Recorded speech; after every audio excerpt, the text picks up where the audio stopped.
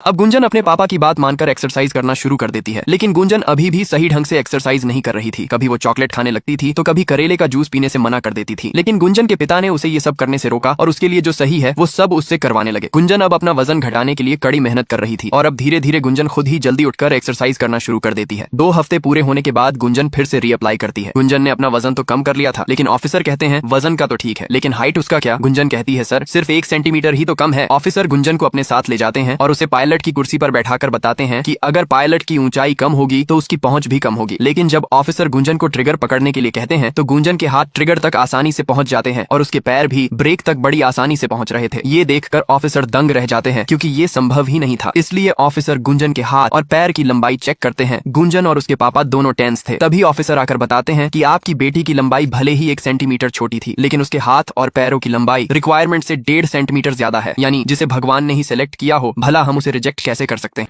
अब गुंजन की ट्रेनिंग शुरू हो जाती है। एयरफोर्स में पायलट बनने से पहले उन्हें आर्मी की तरह ट्रेनिंग दी जाती है ताकि वो सब दुश्मन का डटकर सामना कर सके और अगर कुछ हो जाए तो वो अपने साथियों की मदद भी कर सके। गुंजन जल्द ही हेलीकॉप्टर उड़ाना भी सीख जाती है और कुछ दिन बाद गुंजन की ट्रेनिंग भी पूरी हो जाती है और अब वो एयरफोर्स में पायलट बन जाती है। गुंजन के मम्मी और पापा बहुत खुश थे। गुंजन अपने एयरबेस पर जाने के लिए पैकिंग कर रही थी और वो बहुत एक्साइटेड थी, लेकिन तभी गुंजन का भाई कहता है गुंजन देख, जैसी दुनिया तुझे पापा ने दिखाई है वैसी दुनिया है नहीं। गुंजन का भाई कहता है ये फोटो में क्या दिख रहा है? गुंजन कहती है मेरी बैच के 11 पास आउट। गुंजन का भाई कहता है नहीं, इसमें 10 आदमी है, बाकी तुम समझदार हो। मैं क्या कहना चाहता हूँ, ये एयरफोर्स लड़कियों के लिए नहीं है। गुंजन अपने भाई की बातों पर ध्यान नहीं देती है, लेकिन सच में उसे बड़ी मुश्किलों का सामना करना पड़ेगा। गुंजन की पोस्टिंग उधमपुर एयरबेस पर होती है और पोस्टिंग के पहले वहाँ के जो इंचार्ज ऑफिसर थे वो अब सभी एयरफोर्स के जवानों को कहते हैं आज से सभी अपनी जिप को ऊपर रखना, अपना 6 पैक मत दिखाना और अब से ना गाली गलोच और ना ही दीवारों पर तुम्हारी हुस्न परियों की फोटो लगेगी। सारे जवान कहते हैं हम पर अत्याचार क्यों कर रहे हैं। तभी उन्हें बाहर शोरगुल सुनाई देता है और जब वो बाहर देखने जाते हैं तब उन्हें पता चलता है कि गुंजन मेंस टॉयलेट में घुस गई थी, जिस वजह से हंगामा मचा हुआ था। ऑफिसर सबको बताते हैं यही है वो बड़ा बदलाव, इस एयरबेस की पहली महिला पायलट गुंजन सक्सेना। रिपोर्टिंग के समय सर कहते हैं आते ही हंगामा मचा दिया। गुंजन कहती है इमरजेंसी थी सर, मैंने बहुत जगह ढूंढा लेकिन कहीं पर लेडीज टॉयलेट मिला ही नहीं। सर कहते हैं कहाँ से मिलेगा जब लेडीज टॉयलेट है ही नहीं। गुंजन कहती है क्यों सर? वो कहते हैं क्योंकि ये जगह लड़कियों के लिए बनी ही नहीं है। गुंजन ये सुनकर थोड़ा सा उदास हो जाती है, लेकिन ये पहला साल था जब लड़कियों को भी एयरफोर्स में शामिल करने का सरकार ने आदेश दिया था। इतनी जल्दी ये सारे बदलाव संभव नहीं था, लेकिन गुंजन को एक नई सोच विकसित करने के लिए यहाँ पर बहुत सी परेशानियों का सामना करना पड़ेगा। रास्ते में सर गुंजन को ट्रेनिंग के लिए अगले 10 मिनट में चॉपर के पास पहुंचने के लिए कहते हैं। गुंजन जल्दी से ट्रेनिंग वाले कपड़े लॉकर से निकालती है, लेकिन वहाँ पर कहीं भी कपड़े बदलने के लिए महिलाओं के लिए अलग से व्यवस्था नहीं थी और हर जगह के रूम भरे हुए थे। गुंजन भाग करके कई कमरे चेक करती है, लेकिन कुछ भी नहीं होता और उसे मजबूरी में भागकर अपने रूम में जाकर कपड़े चेंज करने पड़ते हैं, जिसकी वजह से वो लेट हो जाती है और हेलीकॉप्टर उड़ जाता है, जिस वजह से सीनियर ऑफिसर गुंजन पर गुस्सा हो जाते हैं और गुंजन की सारी उड़ानें रद्द करके उसे सजा के रूप में दिन भर एयरबेस के बाहर खड़े रहने की सजा देते हैं। रात को सभी लोग पार्टी कर रहे थे, गुंजन अकेली थी, इसलिए वो भी सभी के पास आ जाती है, लेकिन गुंजन के पास आते ही सभी लोग एक ना एक बहाने बनाकर वहाँ से चले जाते हैं। गुंजन लोगों से दोस्ती करना चाहती थी, लेकिन उसे देखते ही सभी लोग दूर भागने की कोशिश करते थे। चेंज रूम ना होने की वजह से गुंजन रोज लेट हो रही थी और उसकी ट्रेनिंग भी छूटती जा रही थी। इस बात से वो काफी परेशान थी, लेकिन उसे एक आइडिया आता है और वो 2 अलमारियों को खिसकाकर एक तरफ कर देती है और उन पर पर्दे चढ़ा देती है। कुछ लोग गुंजन का मजाक बना रहे थे कि वो अंदर जाके मेकअप थपोक रही होगी, लेकिन जब वो ड्रेस पहनकर बाहर निकलती है तो सभी के होश उड़ जाते हैं। गुंजन काफी समय से ट्रेनिंग ग्राउंड में बैठी थी, लेकिन काफी देर होने के बाद भी कोई भी पायलट नहीं आता है। तभी वहाँ पर सीनियर ऑफिसर आते हैं और कहते हैं आज तुम्हारे पायलट की तबीयत खराब है, इसलिए आज तुम्हारी ट्रेनिंग रद्द है। गुंजन को ये बात पता नहीं थी कि ये सब लोग उसके साथ जानबूझकर ऐसा कर रहे हैं, क्योंकि कमांडिंग ऑफिसर अपने वरिष्ठ अधिकारी से कहता है सर जी आप ये सॉर्टी कैंसिल करा दीजिए। कहीं ऐसा हुआ मैडम डर गई और रोने लगी तो मैं हेलीकॉप्टर को संभालूंगा या मैडम को? सीनियर ऑफिसर उसकी बात मानकर गुंजन को कहता है आज की सॉर्टी कैंसिल है क्योंकि तुम्हारे कमांडिंग ऑफिसर की तबीयत खराब है। गुंजन इस सबसे अनजान थी कि वो लोग उसके साथ जानबूझकर ऐसा कर रहे हैं ताकि उन्हें गुंजन के साथ ना जाना पड़े। जिस भी कमांडिंग ऑफिसर की ड्यूटी गुंजन के साथ लगती वो अपने सीनियर ऑफिसर को ये कहते थे कि वो लोग गुंजन के साथ नहीं जाना चाहते हैं और सीनियर ऑफिसर भी उन लोगों की बात मान जाता था और एक नए बहाने बनाकर गुंजन को कह देते आज की सॉर्टी कैंसिल है। गुंजन थक चुकी थी, जब से वो यहाँ पर आई थी उसे एक भी मिशन पर नहीं ले जाया जाता है। यहाँ पर उसे एक अजनबी की तरह ट्रीट किया जा रहा था, इसे वो धीरे धीरे टूटने लगी थी। कुछ दिन बाद जब सीनियर ऑफिसर सबसे ज्यादा देर तक चॉपर उड़ाने वाले ऑफिसरों के नाम की घोषणा करते हैं तो उस लिस्ट में गुंजन का नाम सबसे नीचे था। ये सुनकर दूसरे बड़े ऑफिसर गुंजन पर गुस्सा हो जाते हैं और गुंजन से पूछते हैं क्या तुम बीमार थी या छुट्टी पर? गुंजन कहती है नहीं सर। ऑफिसर कहते हैं तो तुम इस सूची में सबसे नीचे कैसे हो? गुंजन क्या बताती कि हर रोज कैसे उसकी सॉर्टी कैंसिल करा दी जाती थी। गुंजन कुछ नहीं बोल पाती। ऑफिसर कहते हैं आज पता चल जाएगा तुम यहाँ रहोगी या नहीं। अब वो गुंजन के खुद कमांडिंग ऑफिसर बनकर उसे चॉपर पर ट्रेनिंग के लिए ले जाते हैं। सर कहते हैं वायुसेना में खराब पायलट की जगह नहीं है। गुंजन कहती है सर मैं खराब पायलट नहीं हूँ। ऑफिसर कहते हैं वो तो अभी पता चल जाएगा कि तुम बहाना दे रही थी कि तुम सच में पायलट बनना चाहती हो। अब ऑफिसर गुंजन की परीक्षा लेने के लिए चॉपर चॉपर का इंजन फेल कर देते हैं और सारे कंट्रोल गुंजन को सौंप कर इमरजेंसी लैंडिंग करने के लिए कहते हैं। गुंजन थोड़ा नर्वस थी, लेकिन सर गुंजन को गाइड करते हुए कहते हैं सिर्फ लैंडिंग पर फोकस करो और कुछ नहीं। नीचे चारों तरफ पानी भरा हुआ था। तभी गुंजन को पीछे एक छोटी सी जगह दिखाई देती है। सर कहते हैं कि हमें उसी जगह लैंडिंग करनी है। गुंजन थोड़ा घबराई हुई थी, लेकिन ऑफिसर के इंस्ट्रक्शन और सपोर्ट की वजह से उसमें कॉन्फिडेंट आता है। अब गुंजन चॉपर को नीचे की तरफ ले जाती है और जब चॉपर पानी के पास पहुंचता है तब लैंडिंग के समय गुंजन सही से चॉपर पर कंट्रोल नहीं कर पा रही थी। उसके हाथ थोड़े कांप रहे थे।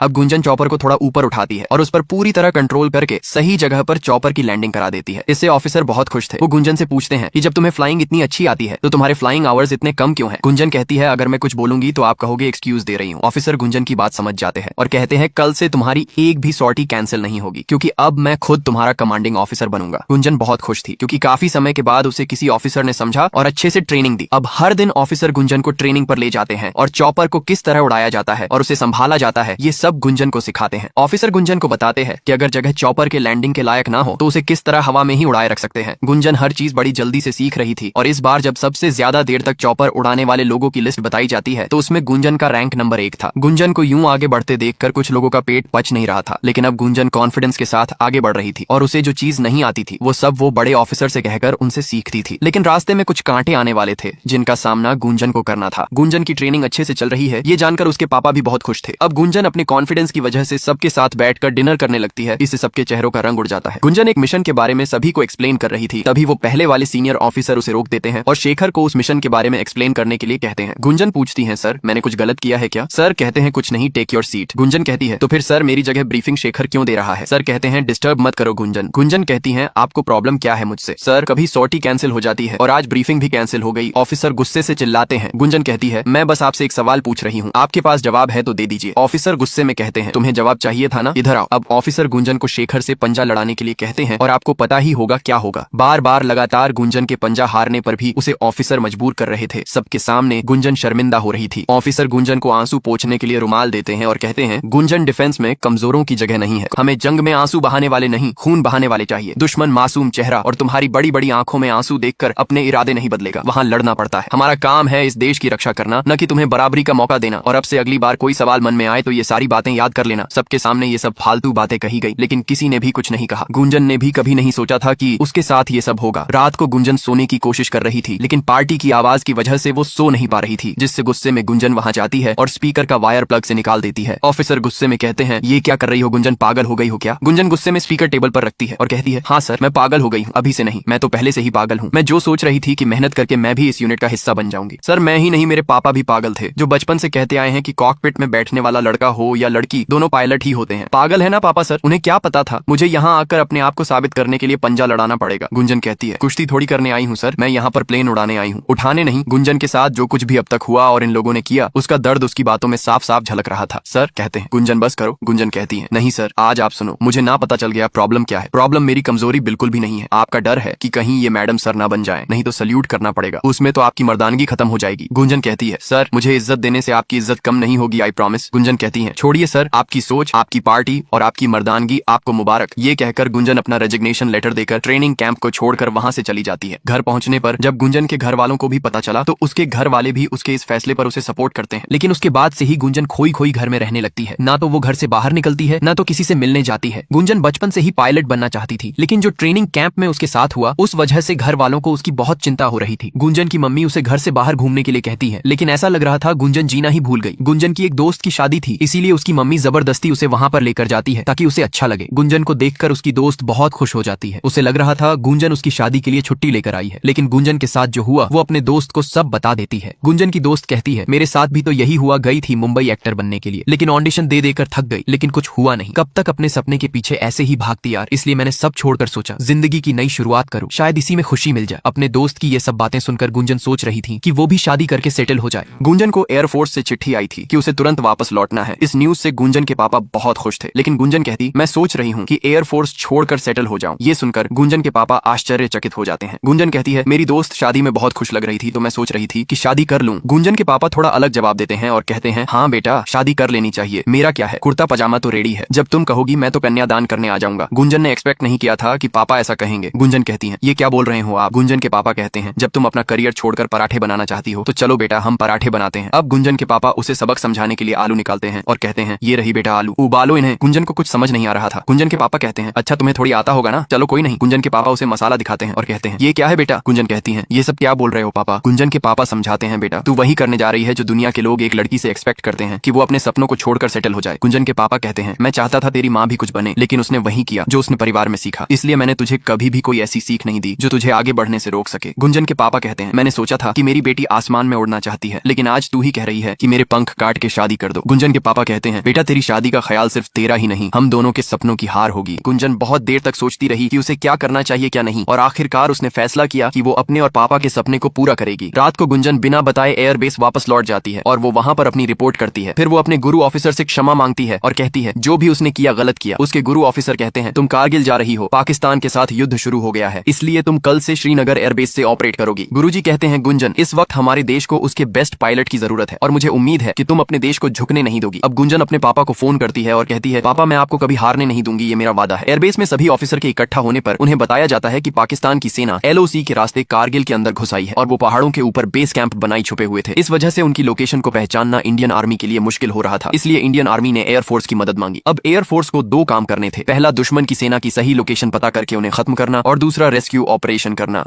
अब दो चॉपर पाकिस्तानी सेना के बेस कैंप पता करने के लिए जाते हैं, जिसमें से एक चॉपर में गुंजन भी थी और जल्द ही उन्हें पाकिस्तान आर्मी के बेस कैंप दिख जाते हैं। गुंजन एयरबेस को उनकी लोकेशन इन्फॉर्म करने वाली थी, लेकिन तभी दूसरे चॉपर पर हमला हो जाता है और वो क्रैश होने लगता है। गुंजन बेस से कनेक्ट करती है और उन्हें सिचुएशन बताती है। सीनियर एयरफोर्स अधिकारी कहते हैं कि वहां पर बहुत खतरा है, इसलिए मजबूरी में गुंजन को वापस लौटना पड़ता है। पूरे देश में ये खबर फैल जाती है कि एयरफोर्स का एक चॉपर दुर्घटनाग्रस्त हो गया और उसके दोनों पायलट्स को पाकिस्तान ने बंदी बना लिया है, लेकिन जो दूसरा चॉपर था वो बच गया। उस चॉपर को एक महिला पायलट चला रही थी। उस बात को न्यूज चैनल में बैठे लोग गरम मसाला बना लेते हैं। उनका मानना था कि पाकिस्तान महिला पायलट को पकड़ लेती तो न जाने क्या करती, और हम नहीं चाहते कि कोई दुश्मन हमारे माँ बेटियों को टॉर्चर करे। क्या देश में मर्द कम पड़ गए थे? न्यूज के प्रेशर के चलते मजबूरी में सीनियर ऑफिसर गुंजन को ऊधमपुर एयरबेस वापस लौट जाने के लिए कहते हैं। गुंजन के भाई भी वहीं पर थे। वो उसे कहते हैं, देख गुंजन, मैं जानता हूँ तुझे बुरा लग रहा है, लेकिन उनके ऊपर प्रेशर है, तू समझ। गुंजन कहती है, मैं यहाँ पर अपनी काबिलियत की वजह से हूँ और मैं यहाँ रहूंगी या नहीं ये मेरी काबिलियत के बेस पर डिसाइड होना चाहिए। अब गुंजन के लिए ये लड़ाई सिर्फ दुश्मनों से नहीं बल्कि कुछ लोगों की सोच के साथ भी थी। गुंजन का भाई उनमें से था जिसे लगता था कि महिलाएं अगर बाहर जाकर कुछ करती हैं तो शायद उन्हें इस पुरुष प्रधान समाज में बहुत सी मुसीबतों का सामना करना पड़ेगा। लेकिन गुंजन कहती है, भैया पहले अपनी सोच बदलो, क्या पता आपको देखकर समाज भी बदल जाए। इंडियन आर्मी की एक टुकड़ी किलो वैली की तरफ बढ़ रहे थे, तभी उन पर अचानक से ऊपर से हमला हो जाता है। पाकिस्तानी सैनिक पहाड़ों के ऊपर छुपकर इंडियन आर्मी पर हमला कर रहे थे, जिससे उस हमले में बहुत से हिंदुस्तानी सैनिक घायल हो जाते हैं। इसलिए उन्हें रेस्क्यू करने के लिए इंडियन आर्मी एयरफोर्स से मदद मांगती है। एयरफोर्स के ऑफिसर जल्दी से हेलीकॉप्टर तैयार करने के लिए कहते हैं, लेकिन तभी उन्हें पता चलता है कि जितने भी पायलट थे वो पहले ही मिशन पर जा चुके हैं। उनके पास अभी भी एक ऑप्शन बचा था और वो थी गुंजन। होक 1 में गुंजन के सीनियर ऑफिसर थे और होक 2 में गुंजन